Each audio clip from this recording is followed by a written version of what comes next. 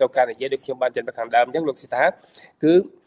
របបហ៊ុនសែនកំពុងតែឈានដល់ដំណាក់កាលខ្សែធនតើហេតុអ្វីបានជារបបហ៊ុនសែនឈានដល់ដំណាក់កាលខ្សែធនដូច្នេះយើងនឹងពីរនេះជជែកគ្នាក្នុងវិធានបទនេះដើម្បីចែកជូនដល់ប្រជាពលរដ្ឋក៏ដូចជាបងប្អូនខ្មែរទូទាំងក៏លោកបានជ្រាបនៅព្រឹត្តិការណ៍ដែលកំពុងតែកើតឡើងថ្មីនៅក្នុងទឹកដីកម្ពុជារបស់យើងដោយលោកសិដ្ឋាថាបានដឹងហើយក្រោយការដាក់គំនាបរបស់ស្ថាប័នជាតិនិងអន្តរជាតិពាក់ព័ន្ធនឹងបញ្ហាអំពើឆបោកអកតកម្មអនឡាញក៏ដូចជាការលងលុយកខ្វក់ឬក៏ការជន់ដូរមនុស្សអីជាដើមដាក់ដលាក់ហ្នឹងឥឡូវសហគមន៍អន្តរជាតិមិនបន្ធូរទេចាប់ផ្ដើមបន្តឹងខ្លាំងមែនទែនដោយសារវាប៉ះពាល់ដល់សន្តិសុខសង្គមជាតិក៏ដូចជាអន្តរជាតិជាពិសេសគឺពាក់ប៉ះពាល់ដល់ជនរងគ្រោះដែលរងគ្រោះដោយការឆបោកដែលជាការិយាល័យធំនៅប្រទេសកម្ពុជាក៏ប៉ុន្តែក្រោយពីមានការដាក់សម្ពាធគៀបសង្កត់ឲ្យរបបភ្នំពេញបង្ក្រាបអកតកម្មអនឡាញនៅក្នុងប្រទេសយើងឃើញថាមានធនាគារជាច្រើនដំបូងឡើយទៅតែ3ធនាគារទេប្រកាសខ្សែធនបន្តមកថែម3ទៀតបូកសរុប6ឥឡូវថ្ងៃនេះខ្ញុំទទួលបានព័ត៌មានថ្មីថាទៀតថែម2ធនាគារទៀតប្រកាសខ្សែធនដូច្នេះយើងឃើញថាតើលោកសិដ្ឋាថាហេតុអីបានជាធនាគារនឹងប្រកាសខ្សែធនពេលដែលអកតកម្មអនឡាញដែលសហរដ្ឋអាមេរិកមិនតន់បង្ខំឬក៏ធ្វើសកម្មភាពខ្លាំងក្លាធនាគារអត់ទៅនោះនៅតែដំណើរការជាធម្មតាទេក៏ប៉ុន្តែក្រោយពីការរឹតបន្តឹងការបង្ក្រាបអកតជនអនឡាញនៅក្នុងទឹកដីកម្ពុជាឥឡូវធនាគារក្នុងប្រទេសខ្មែរបានប្រកាសខ្សែធនជាបណ្ដាក្នុងនោះមានធនាគាររបស់លោកហ៊ុនតូហើយធនាគាររបស់ចិនស៊ីអីជាដើមធនាគាររបស់កូនរបស់ឡៅមិនខិនអីCPD NPD ហ្នឹងក៏ប្រកាសខ្សែធនដែរតើនេះអាចមកពីមូលហេតុដែលលុយចំណូលក្នុងការឆបោកលេងជាមិនសូវចំណូលដូចបានពីមុនធ្វើឲ្យធនាគារអស់ទៅនេះខ្លាចខ្លួនក្នុងការបញ្ហាតាមដានរបស់ FBI របស់អាមេរិកទៅបើប្រសិនជាការមានពាក់ព័ន្ធនឹងការលាងលុយកខ្វក់ទៅធនាគារនេះsẽប្រកាសបិទខ្សែធនបិទចោលបដ ாய் តើលោកយល់ឃើញយ៉ាងណាដែរចំពោះធនាគារដែលបិទប្រកាសខាងខ្សែធនហ្នឹងតើមានពាក់ព័ន្ធអ្វីដែលទៅចំពោះការលាងលុយនៅក្នុងប្រទេសកម្ពុជានោះបាទរឿងខ្សែធននោះបើពីអាចារ្យគាត់ថា bankruptcy បាទ bankruptcy កាលណាគេប្រកាសចឹងបានន័យថាគេអត់ចង់ទទួលខុសត្រូវណាប៉ុន្តែយើងចាំមើលតើច្បាប់ទម្លាប់គេតាមដានហ្នឹងត្រូវគេធ្វើដំណាក់កាលទី2នេះគេត្រូវធ្វើយ៉ាងម៉េចមើលគេប្រកាស bankruptcy ចឹងណាវាជារឿងមួយដែលចំពោះយើងគិតថាកាលណាគេប្រកាសចឹងដើម្បីកុំឲ្យតាមដានហើយគេមិនចង់ទទួលខុសត្រូវណាប៉ុន្តែហ្នឹងហើយខ្ញុំក៏មិនសូវដឹងច្បាប់ទម្លាប់ bankruptcy ហ្នឹង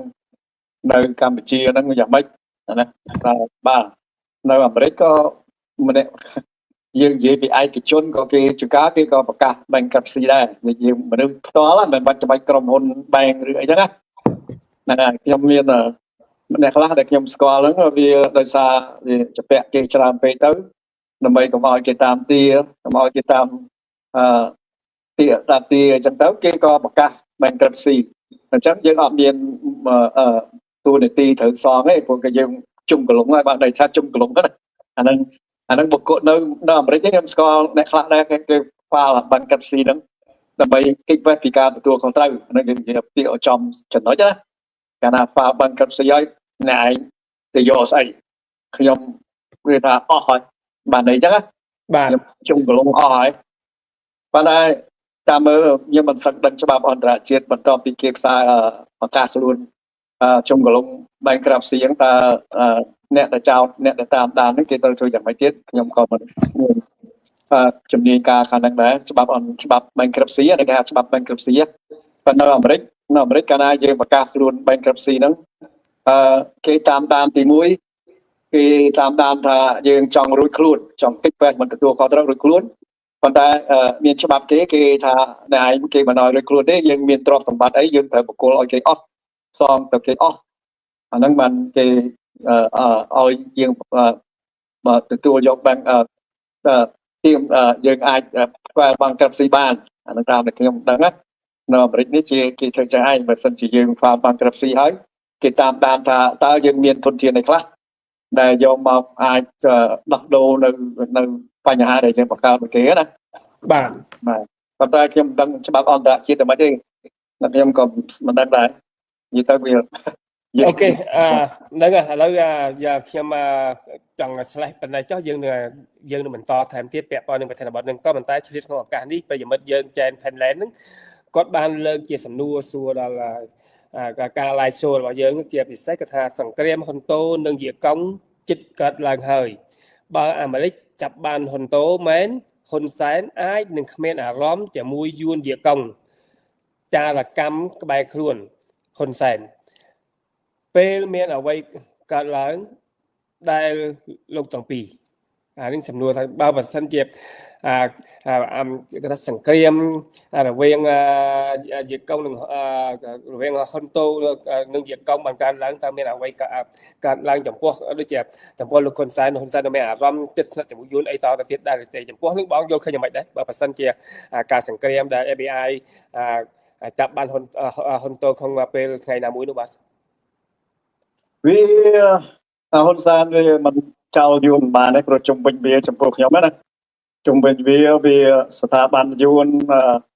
ក្នុងស្ថាប័នធំហ្នឹងយួនវាពេញអស់ហើយវាមិនអាចមានទៅងាកក្បាលទៅខំយួនទេចំពោះខ្ញុំគិតថាទៅអត់រួចទេព្រោះវាជពាក់គុណគេខ្លាំងណាបាទវាលុះត្រាតែវាធ្វើដោយអាប៉ោតវាពឹងកម្លាំងចិនណាអាប៉ោតតែបាទតែលោកស៊ីថាបងមិនដឹងបងប្អូននេះចែន Penland នេះក៏បានលើកឡើងអញ្ចឹងក៏សង្គ្រាមមិនមែនតែសង្គ្រាមអាវុធទេគឺថានឹងសង្គ្រាមរវាងលុយកាក់ក៏ដូចជាសង្គ្រាមអំណាចអញ្ចឹងបើបើសិនជាគេថាយួនមិនជួយការពារហ៊ុនតូបើក្នុងពេលដែល FBI កំពុងតែតាមប្រមាញ់ចាប់ហ៊ុនតូនឹងតែយួនមិនជួយតើគេថាតើដល់ហ៊ុនសែនលេងមានអារម្មណ៍ជាមួយយួនវៀតកុងទៀតហើយតើការពិតអញ្ចឹងទេខ្ញុំថាវាដើរចេញពីយួនអត់រួចទេព្រោះវាដូចខ្ញុំថាអញ្ចឹងវាដើរចេញមិនរួចទេព្រោះវាខ្ញុំតាមមើលវាប្រើប្រាស់ឥទ្ធិពលចិនតាមមើលគិតណាបាទប្រើប្រាស់ឥទ្ធិពលចិនដើម្បីឲ្យទប់ស្កាត់ការប៉ះពាល់ដល់អ្នកដែលរួមគណិតដៃជើងវាហ្នឹងណាដោយការវាអាមេរិកសុំចិនស៊ីវាបញ្ជូនទៅចិនឥឡូវហ្នឹងចិនក៏វាមិនដឹងជាការពីវាបានអត់ប៉ុន្តែខ្ញុំគិតមើលទៅវាថាយ៉ាងម៉េចក៏វាមិនអាចដើរចោលពីយួនទេព្រោះវាប្រពន្ធវាហ្នឹងក៏ជាចារកម្មយួនមួយដែលចាំតែមើលវាគេថាវាក្បាលវាងាកហ៊ុនសែននេះវាមិនមែនជាខ្មែរទេទេចំពោះខ្ញុំណាបើខ្ញុំបានប្រាប់បងប្អូនហើយបើសិនជាវាចង់ដើរចេញពីយួនហ្នឹងគឺវាដើរចេញពេលដែល$23គេបំពាក់ឲ្យខ្មែរនោះអាហ្នឹងវាយក$23ហ្នឹងមកវាដើរចេញពីយួនក៏បានពួកកុម្មុយនីសបានចិនក៏បានព្រោះវា$23ហ្នឹងគេឃើញចង់ឃើញកម្ពុជាហ្នឹងដើរតាមលទ្ធិប្រជាធិបតេយ្យគោរពសិទ្ធិប្រជាពលរដ្ឋអញ្ចឹងវាវាចង់ដើរគឺវាប្រើប្រាស់$23ចឹងហើយវាបើកាលណា$23យើងដឹងហើយថា$23ដែលគេតម្រូវបំផុតនោះគឺជាលទ្ធិប្រជាធិបតេយ្យដែលមានការបោះឆ្នោតត្រឹមត្រូវឲ្យសិទ្ធិគោរពសិទ្ធិពលរដ្ឋកាលណាមានការបោះឆ្នោតត្រឹមត្រូវតកូលហ៊ុននេះវាបាត់បង់អំណាចគឺយួនបំណងរបស់យួនគឺចប់បំណងរបស់យួនតាំងពីខ្មែរក្រោមមកដល់ខ្មែរកណ្ដាលតាំងពី79តាំងពីជឿថាសម្រាប់ខ្មែរក្នុងរូបភាពក5តាំងពីសម្រាប់ខ្មែរគ្រប់លក្ខណៈនោះវាត្រូវចប់ព្រោះកាលណាតកូលហ៊ុននេះវាឲ្យតម្លៃ$23គឺបានន័យថាការយួនមិនអាចចូលជើងបានទេព្រោះយើងដឹងហើយពេលដែល93វាចាញ់ឆ្នោតគឺវាទទួលបញ្ជាពីយួនថាធ្វើម៉េចឲ្យវាត្រឡប់មកកាន់កាប់ខ្មែរបានហើយនឹងឆ្លៀតឱកាសបំផ្លាញអ្នកដទៃទៀតដូចធ្វើរដ្ឋប្រហារ97ចឹងវាខ្ញុំថាវាមិនដើរចោលយួនរួចទេព្រោះជំវិញកម្ពុជានឹងសិទ្ធិយួនហើយតែគ្រាន់តែប្រើឈ្មោះជាខ្មែរពួកខ្ញុំណាហើយប៉ុន្តែយើងចាំមើលតើយួនហ្នឹងវាប្រើឥទ្ធិពលវានឹងជាមួយសហរដ្ឋអាមេរិកយ៉ាងម៉េចព្រោះសហរដ្ឋអាមេរិកក៏ត្រូវការឥទ្ធិពលយួនហ្នឹងដើម្បីយកឈ្នះទៅចិននោះហើយសុខតែរុស្ស៊ីអញ្ចឹងមហាអំណាចគេនៅតែធ្វើរឿងគេអញ្ចឹងហើយបានជាហ៊ុនសែននេះវាផ្ដាច់ការហើយវាមានអាយុវែងជាងគេគឺដោយសារវាប្រើប្រាស់មហាអំណាចកុម្មុយនីសហ្នឹងហើយអានេះវាជួនកាលវាប្រើប្រាស់មហាអំណាចពួកខាងកុម្មុយនីសជួនកាលវាប្រើប្រាស់យួនព្រោះយួនមិននៅជាប់ជាមួយអាមេរិកដែរយួនក៏វាដូចគ្នាដែរយួនហ្នឹងក៏វាប្រើឥទ្ធិពលអាមេរិកផងប្រើចិនផងវាឆ្លាតណាវាយើងមើលយួនក្តីថៃក្តីវាឆ្លាតណាវាត្រូវទាំងអាមេរិកក៏ត្រូវចិនក៏ត្រូវ រាសាក៏ត្រូវ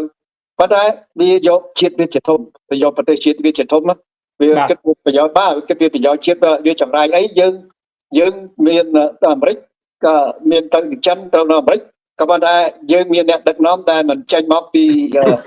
បោះឆ្នោតត្រឹមត្រូវមិនចេញមកពីខ្មែរដែលគាត់យល់ពីបញ្ហាជាតិគឺហ៊ុនសែននេះវាចេញមកពីមនុស្សដែលគ្មានលទ្ធភាពនឹងធ្វើនាយករដ្ឋមន្ត្រីទេណាវាជាសម្រាមនៅក្នុងស្រុកខ្មែរ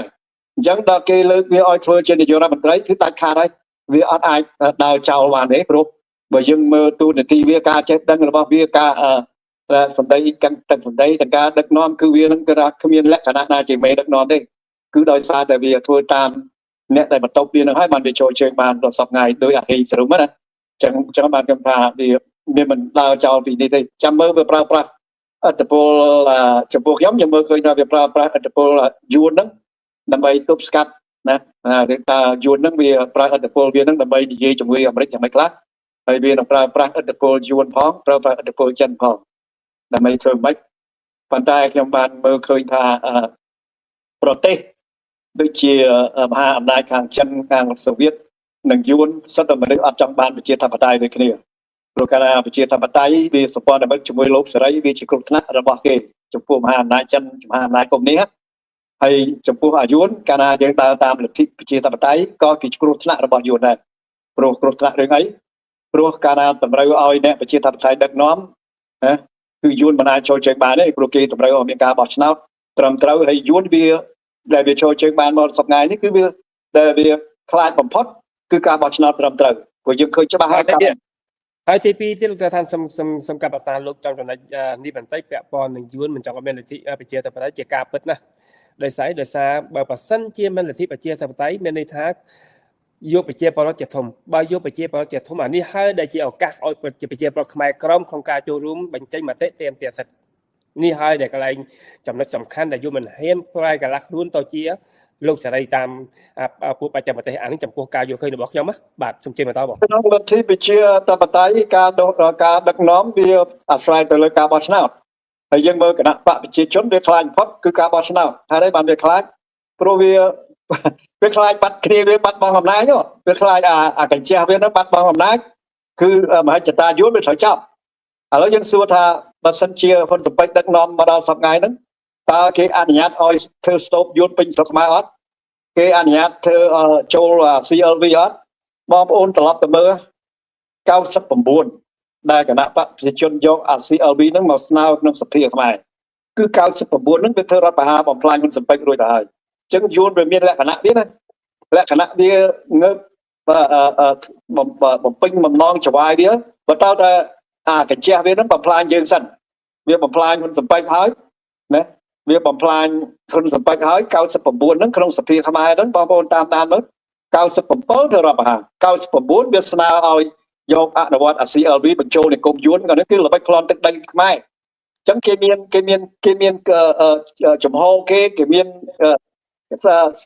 ជំហានគេដែលស្អីដែលគេធ្វើគេតាមមើលបាទគេតាមមើលកញ្ចេះវានោះកាលណាគេបោះសម្បត្តិអ្នកប្រជាធិបតេយ្យហើយអ្នកដែលការពារប្រៃឈើហើយទាំងសម្លាប់ទាំងចាប់ទាំងចងហើយទៅគេជីសេះលេងដែរបានដូចសប្តាហ៍បាទអរគុណបងនឹងជាការប៉ុណ្ណានេះយើងទៅឆ្ងាយពីប្រធានបទយើងបន្តិចឥឡូវយើងវិលមកប្រធានបទយើងវិញក្នុងយប់នេះគឺបញ្ហារបស់ហ៊ុនសែនកំពុងឲ្យឈានដល់ដំណាក់កាលខ្សែធនដូច្នេះថាយើងឃើញហើយដូចខ្ញុំបានជម្រាបខាងដើមអញ្ចឹងឥឡូវក្នុងប្រទេសខ្មែរហ្នឹងគាត់ថាធនាគារធំហ្នឹងបានគាត់ថាប្រកាសខ្សែធនហើយខាងធនាគារជាតិក៏ប្រកាសគាត់ថាដកហូតអាជ្ញាប័ណ្ណពីធនាគារអស់ទៅនោះហើយឲ្យជំនះបញ្ជីជាមួយអតិថិជនចំពោះបញ្ហានេះដូចបងបានលើកឡើងអំបញ្ញមិញអញ្ចឹងមិនដឹងថាច្បាប់អន្តរជាតិបងមិនដឹងយល់ឃើញមិនក៏ប៉ុន្តែចំពោះខ្ញុំបានដឹងខ្លះអំពីច្បាប់នៅក្នុងប្រទេសកម្ពុជាសូម្បីតែសុំក្រុមហ៊ុនវិនិយោគិនសូមបើក្រុមហ៊ុនរោងចក្រកាត់ដេរក៏រោងចក្រស្អីមួយនេះសិតតែឆ្លងកាត់ខាងក្រសួងមហាផ្ទៃហើយទៅមានលុយតម្កល់ក្នុងធនាគារជាទៀតទៅឲ្យគេអនុញ្ញាតឲ្យយើងបើជាក្រុមហ៊ុនបើប៉ះសិនជាក្រុមហ៊ុននោះខ្សែធនអាចគេយកលុយដែលតម្កល់នៅក្នុងក្រសួងរដ្ឋហ្នឹងនេះគេយកអាលុយហ្នឹងក៏ទូទាត់ ទៅឲ្យពួកកម្មករដែលដោយសារតែថកែខ្សែធនរបស់ខ្លួនដូច្នេះខ្ញុំគិតថាប្រសិនរោងចក្រគេមានច្បាប់តម្រូវឲ្យអញ្ចឹងដូច្នេះបញ្ហាធនាគារខ្ញុំថាក៏មិនខុសគ្នាប្រហែលដែរពាក់ព័ន្ធនឹងបញ្ហានេះព្រោះឯងអ្នកឯងចង់បើកធនាគារស្អីក៏ដោយតែឆ្លងកាត់រដ្ឋទាំងអស់ហើយទៅមានលុយតម្កល់ក្នុងរដ្ឋចំនួនប្រមាណឧទាហរណ៍អញ្ចឹងដូច្នេះអានេះហើយបើប្រសិនជាថ្ងៃណាមួយធនាគារទាំងអស់ទាំងនោះបានប្រកាសខ្លួនថាខ្សែធនមិនមានលុយបើកសងឲ្យអធិជនអីក៏ដើមរដ្ឋនឹងហើយជាអ្នកទទួលខុសត្រូវដូចនៅប្រទេសកាណាដាអញ្ចឹងបងនៅចាំមានកាលពីឆ្នាំ COVID មានច្រើនក្រុមហ៊ុនកប៉ាល់ហោះណាប្រកាសខ្សែធនដោយសារអត់មានអ្នកធ្វើដំណើរខ្លាចឆ្លងជំងឺ COVID ទៅក្រុមហ៊ុនអត់ទាំងនោះប្រកាសខ្សែធនរដ្ឋចេញមុខជួយស្រោចស្រង់ក្រុមហ៊ុនកុំឲ្យដួលរលំណាដូច្នេះបងយល់ឃើញថាបញ្ហាធនាគារចិត្តនៅស្រុកខ្មែរហ្នឹងអាចដូចមានច្បាប់ដូចនៅខាងប្រទេសលោកស្រីដែលដូចខ្ញុំបានលើកឡើងខាងដើមអញ្ចឹងមិនយើងបើកអីក៏ដោយសិនតែមានលុយតម្កល់ក្នុងរដ្ឋទាំងអស់ចុះហេតុអីប្រកាសខ្សែធនមិនព្រមបើកលុយឲ្យអតិថិជនដែលគាត់បានផ្ញើក្នុងធនាគាររបស់ខ្លួនបើសិនជាធនាគារនឹងខ្សែធនរដ្ឋជាអ្នកទទួលខុសត្រូវនៅបញ្ហាទាំងចុះហេតុអ្វីបានជារដ្ឋមិនទទួលខុសត្រូវបើដូច្នេះតើធនាគារនេះជាធនាគារបើកដើម្បីលាងរុយគឺយ៉ាងម៉េចបងវាជាការពិតហើយយើងមើលគ្រាន់តែគាត់មកទៀមទាពីរឿងលុយកាក់គាត់ត្រូវគេចាប់បែកមកបែកមាត់គឺយើងមើលទៅវាការដឹកនាំនេះវាមិនចង់ទទួលខុសត្រូវពីរឿងស្អីដែលពាក់ព័ន្ធដល់អំណាចគេស្អីដែលពាក់ព័ន្ធដល់ទង្វើដែលវាដើរឆោបបោកគេខ្ញុំថារដ្ឋកម្ពុជាមិនទទួលខុសត្រូវទេព្រោះយើងមើលគ្រាន់តែពួកគាត់ចេញមកសួរពីរឿងលុយកាក់ហ្នឹងត្រូវគេចាប់ត្រូវគេវាយបែកមុខបែកមាត់ទៅលុយខ្លួនឯងសោះណាអញ្ចឹងបាទថាខ្ញុំវាអត់មានជំនឿទេទៅលើហ្នឹងហើយណាមួយក៏ខ្ញុំមិនមែនជំនាញការខាងច្បាប់នៅកម្ពុជារឿងផ្សាយធននឹងយ៉ាងម៉េចផងខ្ញុំមិនហ៊ានសន្និដ្ឋានទេបាទអូខេឥឡូវបើថាបងមិនហ៊ានសន្និដ្ឋានក៏យើងផ្អាកក៏មិនតែខ្ញុំចង់សួរថែមមួយចំណុចទៀតចុះហេតុអ្វីបើប៉ះសិនជាធនានឹងខ្សែធនទៅប្រកាសថាខ្សែធនបើធនាគារចុះហេតុអ្វីនៅតែតែលុយរបស់អ្នកដែលចម្ពាក់លុយធនាគារនៅតែបន្តតែអូខេសងទៅខាងណាទៅវិញបើប៉ះសិនជាធនាគារនេះបាត់បិទទ្វេប្រកាសខ្សែធននេះបងចុះបងស្អីយ៉ាងម៉េចរឿងនេះខ្ញុំថាវាដោះស្រាយជាមួយបរទេសមុនចំពោះខ្ញុំណាវាមិនឲ្យភ្នំពេញរបបភ្នំពេញវាមិនដែរឲ្យតម្លៃប្រជាពលរដ្ឋខ្លួនឯងទេគឺតែមិនវាដោះស្រាយនឹងទៅបរទេសឬសូថាវាបោកជនបរទេសហ្នឹងវាត្រូវសងទៅគេតែចំពោះបងប្អូនខ្មែរហ្នឹងឡើងគាត់គិតយ៉ាងម៉េចតែខ្ញុំក៏មិនដឹងដែរហើយខ្ញុំក៏មិនដឹងថាច្បាប់កម្ពុជាហ្នឹងវាយ៉ាងម៉េចខ្ញុំនិយាយលាក់បាំងឲ្យបងប្អូនខ្មែរដែលខ្ញុំតាមភាគច្រើនតាំងពី74មកដល់ប្រហែលជាមើលឆ្នាំ74រហូតដល់97ធ្វើរដ្ឋប្រហារហ្នឹងណាគឺខ្ញុំតាមដានកសែតនៅអាមេរិកនេះខ្ញុំមើលរាល់តែកសែតឲ្យនិយាយពីខ្ញុំច្រើនទៅតាមដានពីរឿងសង្គ្រាមខ្ញុំមិនបានតាមដានពីរឿង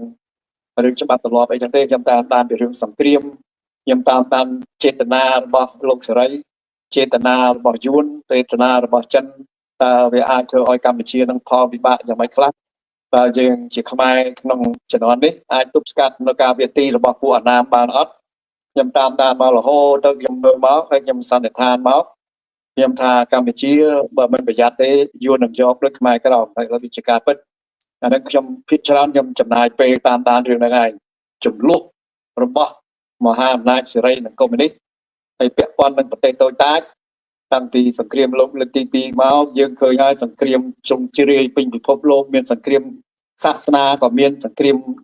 ដីធ្លីក៏មានសំណើមទឹកដីក៏មានសង្គ្រាមប្រកាន់ពុទ្ធសាសនាក៏មានច្រើនណាប៉ុន្តែកម្ពុជាមួយហ្នឹងវាដែលយើងជាខ្មែរខ្ញុំតែងតែផ្ដាំបងប្អូនហើយខ្ញុំថាដែលខ្ញុំក្តៅឲ្យខ្ញុំឆេះដុំខ្ញុំនិយាយចំទៅណាខ្ញុំឆេះដុំនៅគណៈបកប្រជាជនខ្ញុំឆេះដុំត្រង់នេះ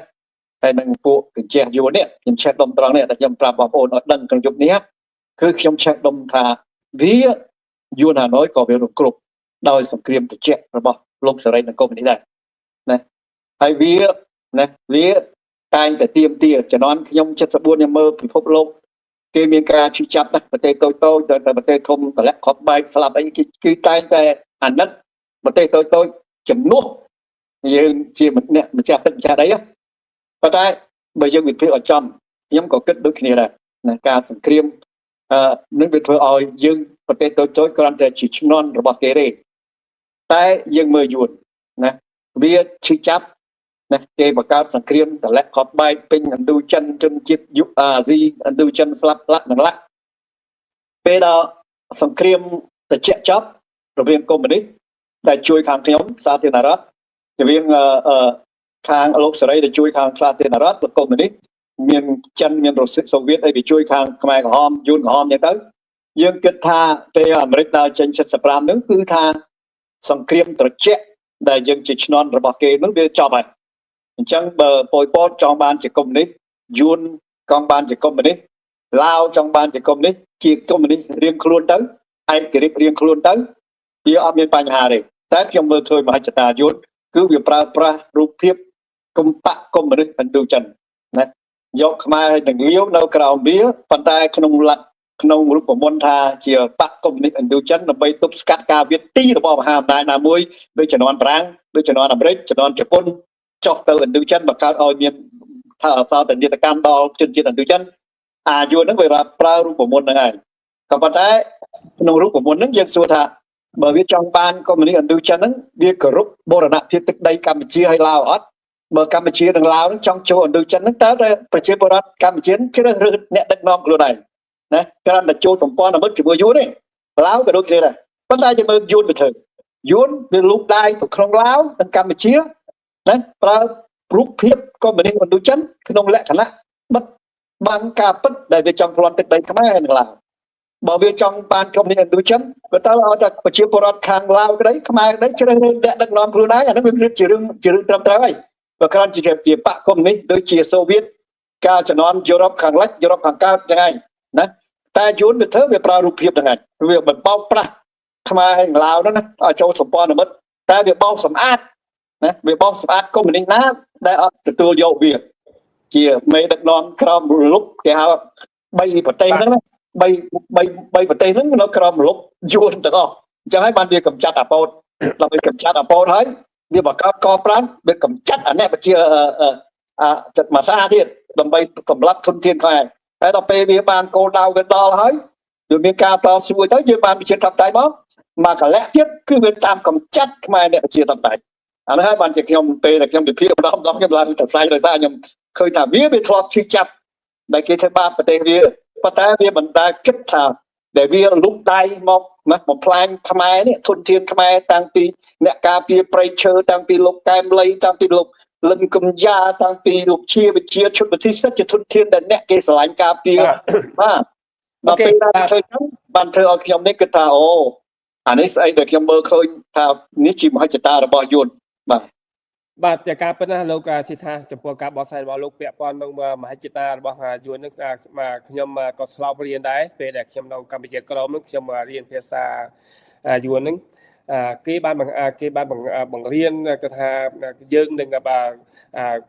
បង្រួបបង្រួមប្រទេសទាំង3ឲ្យคล้ายទៅជាបកគមនីឥណ្ឌូចិនយួនហៅថាដាងកុងសាំងដងយឿងហ្នឹងហើយបកគមនីឥណ្ឌូចិនហ្នឹងឯងខ្ញុំធ្លាប់រៀនគេបញ្យល់តាំងពីសិស្សសាលាទី10ទី6ឡើងទៅគេចាប់ផ្ដើមគេថាលៀងគូក្បាលបដើហើយបញ្ចូលអធិពលមនុស្សគុំវិជាកុម្មុយនីសចូលក្នុងសិស្សសាលាគ្រប់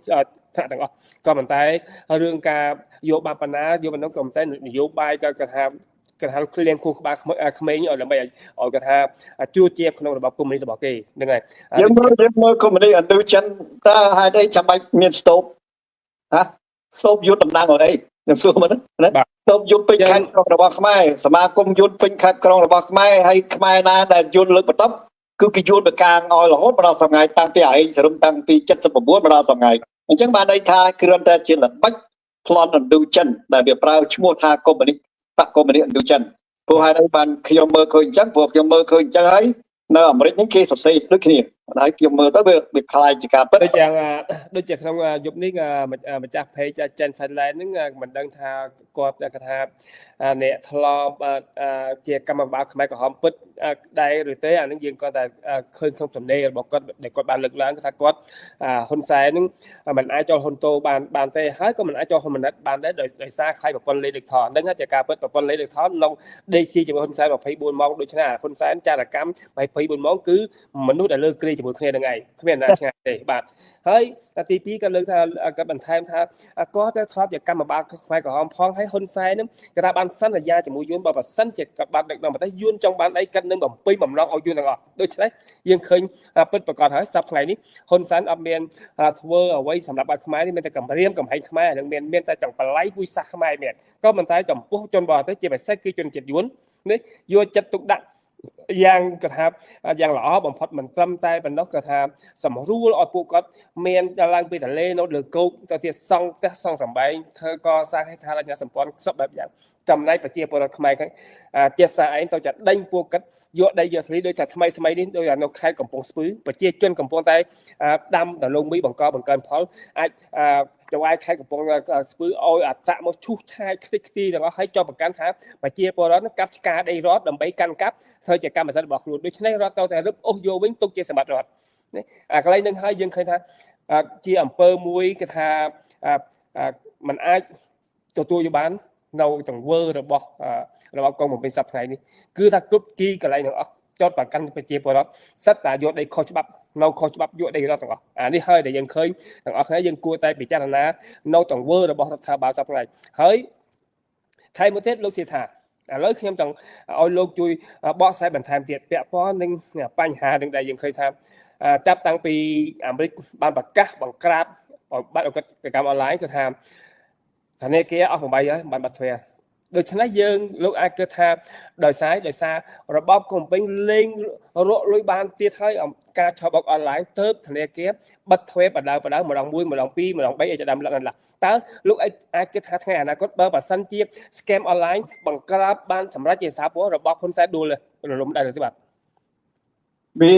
ច្បាស់ពិតប្រកបណាស់វាច្បាស់ពិតប្រកបណាស់មនុស្សដែលយើងអាចនិយាយថាពាក្យថាពិតប្រកបដោយយើងដូចខ្ញុំប្រើពាក្យពិតប្រកបដោយខ្ញុំអាស្រ័យទៅលើអីបាទសូមប្រាប់បងប្អូនណាកាលណាខ្ញុំជាអ្នកដឹកនាំប្រទេសទាំងមូលដោយហ៊ុនសែនណាហើយខ្ញុំថាដើម្បីប្រយោជន៍សង្គមខ្ញុំដើម្បីប្រយោជន៍បកខ្ញុំអញ្ចឹងច្បាស់ពិតប្រកបណាស់ណាច្បាស់ពិតប្រកបណាស់គឺខ្ញុំគិតតែប្រយោជន៍ខ្ញុំហើយគ្រួសារខ្ញុំអញ្ចឹងកាលណាគេខ្ទប់នៅប្រយោជន៍ខ្ញុំវាអត់មានរឿងអីមួយដែលវាយកប្រជាពលរដ្ឋជាធំទេណាដល់ពេលហ្នឹងពេលដែលគេបិទទាំងអស់នោះគេប៉ះពាល់ប្រយោជន៍វាចំពោះខ្ញុំមើលឃើញព្រោះវាមិនដែលយកប្រយោជន៍ជាតិទេវាដើរវាគិតតែប្រយោជន៍វាហើយកាលណាគេខ្ទប់ប្រវត្តិវាជាប់បានន័យថាវាមានបញ្ហាអញ្ចឹងហើយបានវាចាប់បិទធនាគាររឹកជុំកន្លងបិទចោលអត់ទទួលខុសត្រូវទេអាហ្នឹងបានន័យថាវាច្បាស់ជាមានបញ្ហាក្នុងការដឹកបើកប្រាក់ខែឲ្យមន្ត្រីរាជការព្រោះវាការដឹកនាំរបស់វាពុកកលួយវាដល់ឆ្អឹងណាវាមិនដែលដឹកនាំដើម្បីប្រទេសជាតិអញ្ចឹងលុយវាក្នុងធនាគារជាតិវាជាធនាគាររបស់តកូលហ៊ុនដល់ពេលអញ្ចឹងហើយណាជាតិហ្នឹងវាត្រូវវាប្លន់ខ្ទេចឲ្យទាំងព្រៃឈើទាំងសម្បត្តិធម្មជាតិស្អីទៅវាប្លន់ខ្ទេចឲ្យសងឯងអញ្ចឹងវាកាលណាគេបិទចំអស់វាក្នុងអាដែលស្អីដែលវាបើកអធនាគារនឹងដើរប្លន់គេចឹងបានន័យថាវាដល់ដំណាក់កាលដែលវាត្រូវដោះស្រាយជាមួយអន្តរជាតិផងជាមួយម្ចាស់ដាក់លុយនៅធនាគារផងចឹងវាមានបញ្ហាធ្ងន់ណាស់ក្នុងការដឹកនាំរបស់វានេះដែលព្រោះវាមិនដែលយកប្រទេសជាតិទៅធំទេកាលណាវាដឹកនាំដើម្បីសម្រាប់ជាតិកាលណាជាតិមានបញ្ហាអីយើងទទួលខុសត្រូវរួមខ្ញុំចង់ប្រើពាក្យចឹងណាបាទកាលណាយើងដឹកនាំដើម្បីមនុស្សទាំងអស់គ្នាមានប៉ះពាល់ប្រយោជន៍ទាំងអស់គ្នាបានន័យថាទាំងអស់គ្នាទទួលខុសត្រូវរួមដល់ពេលណាវាដឹកនាំសម្រាប់តែគ្រួសារវាគឺប៉ះពាល់ប្រយោជន៍វាគឺវានឹងហើយធ្ងន់កជាងគេចាំមើលធ្ងន់កជាងគេបាទអរគុណលោកសិដ្ឋាហ្នឹងហើយជាការពិតណាស់បើប្រសិនជា ធនាគារនឹងមិនដោះស្រាយជូនដល់អតិថិជនពាក់ព័ន្ធនឹងការប្រកាសខ្សែធននឹងរដ្ឋទៅទទួលខុសត្រូវនៅគាត់ថា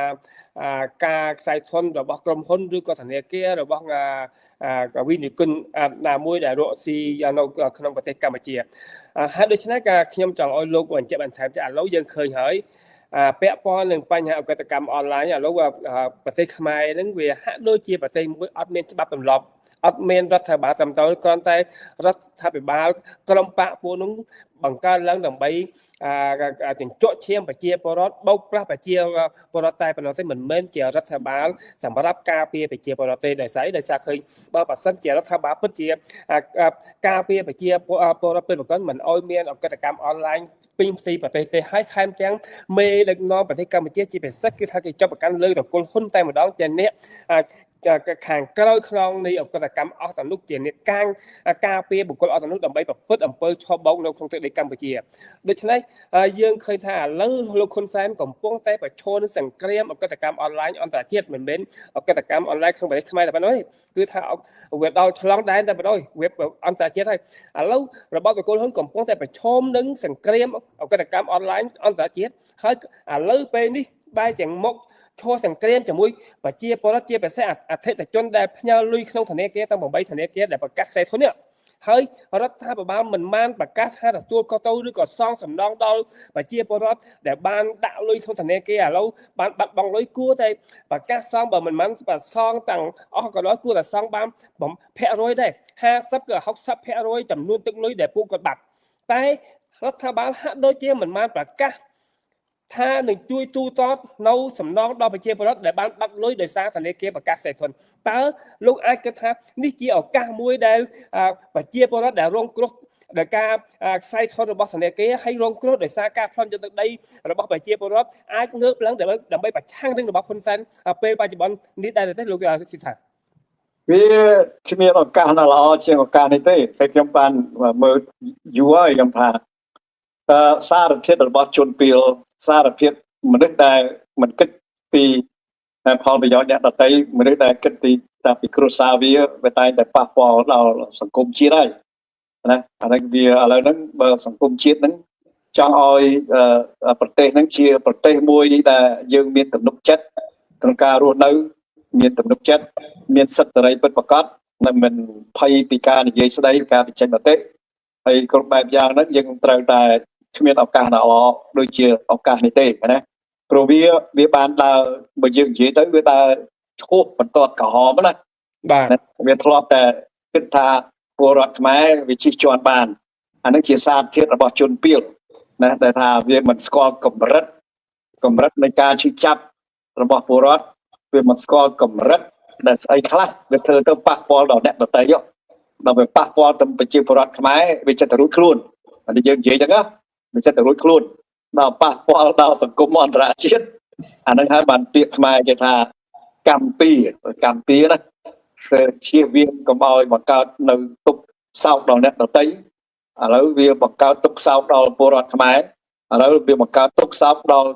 ពលរដ្ឋអ្នកដទៃប្រទេសដទៃដែលចាញ់បោកវាទៅឆោអស់លុយអស់កាក់ណាបាត់ធនធានដោយសារវាឥឡូវហ្នឹងចឹងហើយបានជាខ្ញុំថាវាបើបងប្អូនចង់ឲ្យកម្ពុជានេះណារស់នៅដោយគ្មានការភ័យខ្លាចរស់នៅដោយមានសិទ្ធិសេរីឲ្យគេឲ្យតម្លៃយើងនឹងថាតើបងប្អូនដូររបបនឹងព្រោះយើងដឹងហើយយើងលឺទំតិចវាទុកពលរដ្ឋវាមិនឲ្យតម្លៃពលរដ្ឋណាវាគិតតែពីបាក់វាគ្រួសារវាអញ្ចឹងបើបងប្អូនចង់រស់ក្នុងរបៀបនេះមិនយូរមិនឆាប់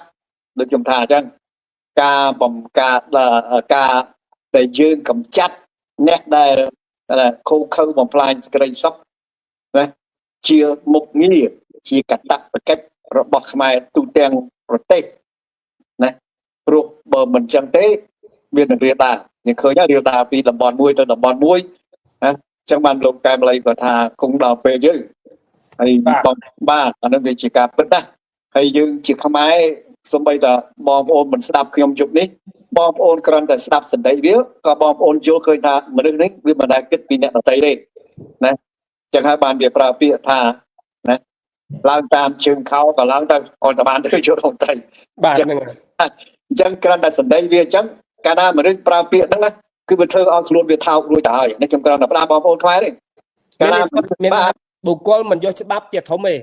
មិនយកច្បាប់ឲ្យវាមិនឲ្យតម្លៃអ្នកដទៃមិនឲ្យតម្លៃប្រជាពលរដ្ឋទៀតអញ្ចឹងណាកាលណាវាមិនឲ្យតម្លៃហើយបានន័យថាវាសង្គមនោះវាគិតថាកម្ពុជាហ្នឹងសង្គមនោះគឺសម្រាប់វាហើយគ្រួសារវាដើម្បីក្រុងរឿងដើម្បីបន្តអំណាចអញ្ចឹងហើយបានជាខ្ញុំថាបងប្អូនមិនស្ដាប់ខ្ញុំយប់នេះក៏បងប្អូនគ្រាន់តែស្ដាប់សម្ដីវាបងប្អូនក៏អាចសន្និដ្ឋានវាជាមនុស្សប្រភេទណាដែរនេះខ្ញុំនិយាយចំណាបាទគ្មានហេតុផលណាមួយដែលយើងទៅបំរើមនុស្សដែលមិនយល់ពីអារម្មណ៍អ្នកដទៃមិនយល់ពីទុក្ខសោករបស់អ្នកដទៃយល់ថាពីឈ្នះដៃវិហិរវាមានឈ្នះណាប៉ុន្តែបើយើងជាមនុស្សត្រឹមត្រូវយើងចង់បានវិមានឈ្នះដោយភាពត្រឹមត្រូវមិនមែនដោយទៅបោកប្រាស់គេដោយសម្លាប់គេដោយបំផ្លាញគេដោយប្រើល្បិចគ្រប់បែបយ៉ាងដើម្បីតែឈ្នះនោះទេកាលណាយើងឈ្នះរបៀបហ្នឹងគឺអត់មានតម្លៃទេបាទអរគុណច្រើនថាលោកជាថាហ្នឹងហើយតែការពិតណាបងបើបើសិនជាឈ្នះគួរតែឈ្នះនឹងឈ្នះដល់មកផលប្រយោជន៍អត់ពលរដ្ឋអានឹងបានជាការប្រសើរតែបើឈ្នះសម្រាប់ក្រុមបកពួកគ្នាឯងជិះចន់ប្រជាពលរដ្ឋដើម្បីតែអំណាចឈ្នះនេះជាឈ្នះថោកទាបណាស់មិនមែនឈ្នះមានតម្លៃថ្លៃថ្នូរទេជាឈ្នះមួយហៅថាឈ្នះក្នុងសង្គមពីរខ្សែមិនមែនឈ្នះក្នុងរបបកថាយុទ្ធធរសម្រាប់ប្រជាពលរដ្ឋខ្មែរទេបាទដូច្នេះខ្ញុំមុននឹងវាប្រើពាក្យដូចថាវាហៀឈ្នះវាបង្កើតឲ្យមានឈ្នះហើយយើងសួរថានរណាឈ្នះបើវាគិតថាអំណាចនៅលើវាគិតថាបកវាតកូលវាបានន័យថាតកូលវាអ្នកឈ្នះមិនមែនកម្ពុជាអ្នកឈ្នះទេបាទខ្ញុំទៅបាទហ្នឹងហើយឥឡូវខ្ញុំមុននឹងឈានជួបសំណួរបន្តខ្ញុំចង់អានសាររបស់ប្រិយមិត្តយើងគាត់ប្រហែលជាវិចាំណាស់ដែរតែបើតាមអានសំណេររបស់គាត់ហ្នឹងបងថែមផែនឡើងដដែលក៏បានលើកឡើងថាការវិភាគអន្តរជាតិអ្នកកាសែតបារាំងសម័យសាំងឌីហ្គោលក៏ធ្លាប់មកទស្សនកិច្ចនៅកម្ពុជាដើម្បីជួយខ្មែរពីយួនយាកុងដោយខ្មែរមានតំណែងតំណងពីព្រះចៅក្រុងកម្ពុជាព្រះបាទអង្គឌួងទៅសូមអង្វរបារាំងឲ្យមកធ្វើជាអាជ្ញាកណ្ដាលវិបត្តិកម្ពុជាត្រូវសេអនុចាញ់បោកយួនចិនតោងយកចិនធ្វើឲ្យកើតសង្គ្រាមលើដីខ្មែរពេលអាមេរិកវាយាកុងយើងបើកដៃឲ្យយាកុងរត់ចូលមកដីខ្មែរត្រូវអាមេរិកទម្លាក់ក្របបែកមកលើដីខ្មែរងាប់ពលរដ្ឋខ្មែររួចពួកវាក្រឡៃប្រវត្តិសាស្ត្រចោតអាមេរិកបោកក្របបែកលើមកលើខ្មែរដល់សប្តាហ៍ថ្ងៃធ្វើឲ្យខ្មែរលេងដឹងសល់ខ្មៅវាច្បាស់ហើយខ្ញុំដឹងច្រើនណាស់ពេលដែលវាយាកុងវារត់ចូលមកស្រុកខ្មែរហ្នឹងដឹងមិនទេវារត់ចូលមកភូមិស្រុកខ្មែរដើម្បីព្រោះវាជាទាហានណាវាជាទាហានណាវាចូលមកក្នុងភូមិស្រុកខ្មែរអាមេរិកទម្លាក់ទៅងាប់បងពលរដ្ឋខ្មែរអាយុនោះវាមិនងាប់បានហើយពេលដែលប្តឹងទៅអាមេរិកប្តឹងទៅអង្គការសហប្រជាជាតិថាសៀអនុប្រកាសថាកម្ពុជាហ្នឹងអព្យាក្រឹតប៉ុន្តែលាក់យាកុងហើយពេលដែលវាលាក់យាកុងហ្នឹងអាមេរិកគេប្តឹងគេបញ្ជូនអង្គការសហប្រជាជាតិមនុស្ស3នាក់ជនជាតិ3នាក់ឥណ្ឌាម្នាក់ជនជាតិដូចជាយូហ្គោស្លាវឆេកូឯង2-3នាក់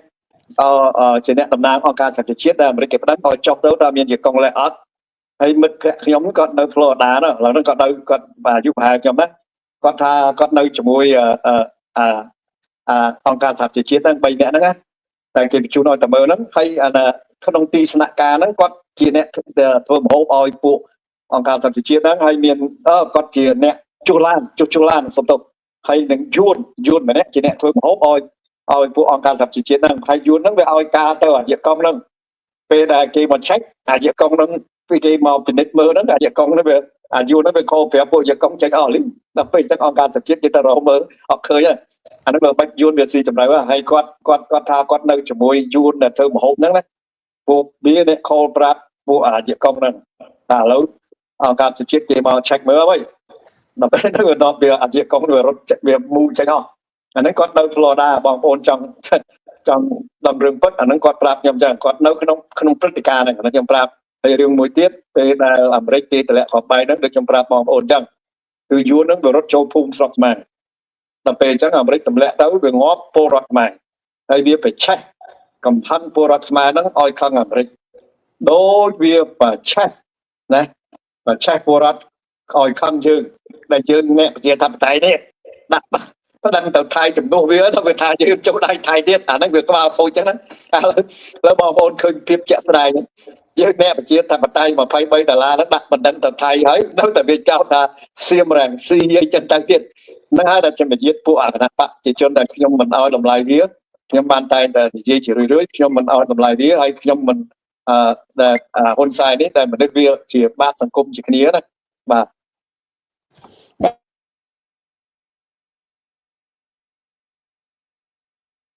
ตามเมื่อก่อนไปจะยุบหายยังไม่ก็ดังเรื่องจราได้พวกขยมเลยขยมทาจังขยมมันแม่พาขยมอายุผมเปิดสำหรับให้ไปมวยเปิดดับแต่เธอปฏิกรรมเล่นยูนประชังยูนกาขยมอายุขมิ้นซะนะไม่ก็ขยมบ้านต้องมีแต่นึกคิดเองจังแต่ขยมบานเลยโซจ่าจ่าปราบขยมเราภูมิสำหรับขยมนะก็ทากรรมชียืงปัตเตอร์ยูนพองปัตเตอร์ไทยพองไปต่อไปเสียนุกช่วยยุ้นขยมเกิดทาให้ไอ้ยังแต่ช่วยเนี่ยแต่พลอนตักใดโดนตาอยู่จะให้บางยมสลายจัดเธอปฏิกรรมแต่ละเสียนุกอันนั้นจีกตาบุ้ยเด็กยมสลายจัดเธอจังอ่ะนานาเก็บยุกยมได้ป่ะបាទអូខេបងអរគុណច្រើនបងសិដ្ឋាដោយសារជុំនឹងយើងមានវិក្កាមិនតែម្នាក់លោកសិដ្ឋាដោយសារបងយើងជាប្រហែលជាគាត់មិនបានចូលរួមទេជុំនេះដូច្នេះយើងក៏មិនបានមិនចង់អាឡៃសូបាទវែងឆ្ងាយដែរអរគុណច្រើនចំពោះបងប្អូនដែលបានចូលរួមក្នុងការបញ្ចេញមតិដូចជាបងអីសូអ៊ុនង៉ែតនឹងគាត់បានលើកឡើងថាសន្តិភាពនៅកម្ពុជាគ្មានរដ្ឋទទួលខុសត្រូវទេអាមេរិកមាន FDIC អានឹងខាងច្បាប់ទទួលខុសត្រូវរឿងធនាគារខ្សែធនអញ្ចឹងអានេះគាត់បានលើកឡើងហ្នឹងបងហ្នឹងហើយជាការពិតបងប្រទេសកម្ពុជាជាកម្មសិទ្ធិរបស់ហ៊ុនសែនហើយយើងឃើញហ៊ុនសែនគេចាប់ទុកកម្ពុជាជាកម្មសិទ្ធិរបស់គេចង់ឲ្យនរណាចូលឲ្យគេចង់ដេញប្រជាពលរដ្ឋពេលណាក៏បានដែរសាច់តែគេថាអំណាចលើគេទាំងអស់នេះយើងឃើញថ្មីដូចខ្ញុំបានលើកខាងដើមហ្នឹងអញ្ចឹងនៅខេត្តកំពង់ស្ពឺហ្នឹងប្រជាពលរដ្ឋគ្នាកាប់ឆ្ការព្រីដើម្បីយកផ្ទៃដីបង្កបង្កើនផលទីបំផុតដល់គ្នាឆ្ការបានហើយទៅជាខ្លាចជាស្រែខ្លាចជាចំការហើយច្បាមយកដីគ្នាហើយចោទថាគ្នាកាប់ឆ្ការដីរដ្ឋទៅជាកម្មសិទ្ធិរបស់ខ្លួនតើអានេះឈឺចាប់ខ្លាំងណាស់បងមិនមែនធម្មតាទេរបបយួនខ្លៃចំណែកយួនអន្តរវិសយួនក្តីចិនក្តីចូលស្រុកខ្មែរតើវាមានស្ពាយដីពីគេអកវាចូលមកស្រុកខ្មែរដែរឬទេហេតុអីបើវាមានដីនោះហើយចំណែកខ្មែរយើងដែលជាម្ចាស់ទឹកម្ចាស់ដីខ្លាយទៅជាគ្មានដីនៅដីបាសរដ្ឋទៅវិញនេះទោះបីជានៅដីរដ្ឋក៏ដោយក៏មិនតែជាកូនចៅរបស់ខ្មែរគាត់ជាកូនខ្មែរដូច្នេះគាត់ក៏មានកម្មសិទ្ធិទៅលើដីនឹងដែរនេះហើយចំណែកយួនដែលចូលមកព្រិញស្រុកវាសួរទៅវាមានទូលដីមកស្រុកខ្មែរដែរអត់អានោះខ្ញុំចង់សួរទៅរដ្ឋាភិបាលហ៊ុនសែនឆ្លើយអាស្រួលនឹងឲ្យខ្ញុំផងតើយួនចូលដីខ្មែរស្រុកខ្មែរស្រុកខ្មែរគេមានទូលដីមកតាមដែរអត់វាជាការពិតណាស់ខ្ញុំមើលឃើញថាបងប្អូនខ្មែរបើគាត់មិនឆ្លៀតឱកាសទេសពថ្ងៃនេះគាត់កំពុងខ្លាយជាជនជាតិភាគតិចបន្តិចម្ដងហើយចំពោះខ្ញុំណាបាទវាច្បាស់ពិតប្រាកដណាស់ហើយមហិច្ឆតាយួនដូចខ្ញុំបានប្រាប់បងប្អូនហើយមើលយ៉ាងហោចណាស់យើងគិតថាគេបានកម្ពុជាក្រមកគេស្ងប់ចិត្តហើយណាវាមិនដល់ប៉ុណ្ណឹងវាឆ្លៀតមកចង់បានកដាលចង់បានកោះត្រោចង់បានផ្ទះហេងសរឹមអីទៀតប៉ុន្តែខ្ញុំ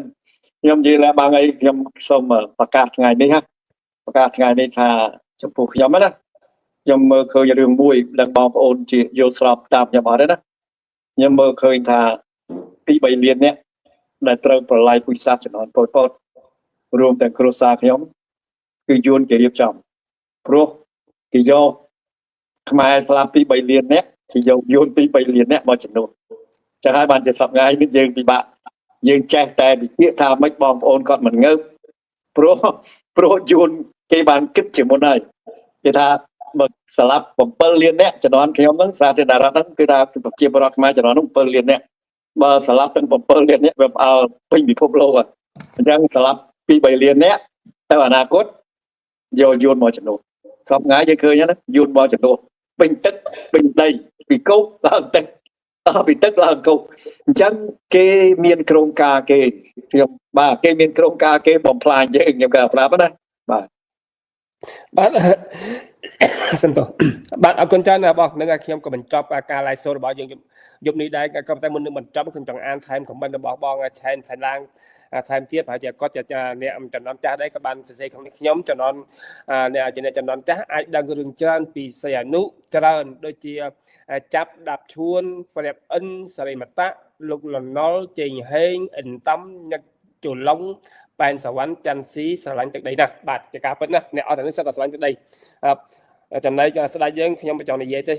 ប៉ះពាល់ខ្ញុំផ្អាកប៉ុន្តែចោះសូមចាប់វាជាការពិតគាត់និយាយនឹងត្រូវហើយអ្នកដែលស្រឡាញ់ទឹកដី